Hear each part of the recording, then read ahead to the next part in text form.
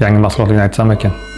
Bugun sizlar bilan quyma korpusli CDM 3 125F va 125BS modeli haqida gaplashamiz.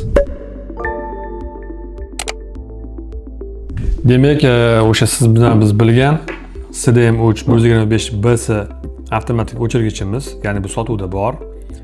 Buni o'rniga, ya'ni yangi kelgan mahsulotimiz CDM 125F modelimiz. Ya'ni bu bilan buni nima farqi bor? Demak, bu avtomatik o'chirgichimiz avvalgi, demak, o'sha 125 o'lchamdagi avtomatik o'chirgichimiz yanada takomillashgan holatda, ya'ni kichraytirildi. Ya'ni bu kichraydi degani buni texnik jihatdan parametrlari o'zgardi degani emas.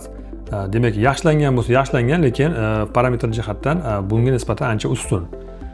Buni ko'rib chiqadigan bo'lsak, demak, mana 125F modeldagi avtomatik o'chirgichimiz, misol uchun mana bu avtomatimiz 125 o'lchamdagi avtomatik o'chirgich 35 kA bo'lsa, ya'ni o'chirish qobiliyati, buniki esa 50 kA ga teng.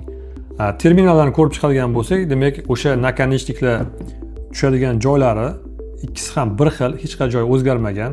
Bunda 8 o'sha bolt qo'yilgan bo'lsa, buniki 6 bolt qo'yilgan. Undan tashqari o'sha tarqatish panellarida, ya'ni shitlarda yig'adigan bo'lsangiz, bu avtomatimiz ancha joydan tejab qoladi. Undan tashqari, ya'ni o'lcham jihatdan agar buni yonma-yon qo'yadigan bo'lsak, unchalik ham katta farq qilmaydi. Demak, mana bu avtomatik o'chirgichimizni foydalanib yurgan elektr ustalari bor, bilishadi. Men ularga tavsiyam shuki, mana bu o'lchamdagi avtomatik o'chirgichni ham foydalanib ko'rishlarini tavsiya beraman.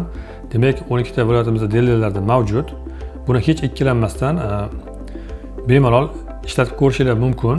Bu sizlarga ancha ustunlik beradi, ya'ni o'sha shkaflarda, ya'ni elektr shitlarida, tarqatish panellarida ancha joydan tejab qolish imkoniyatini beradi sizga.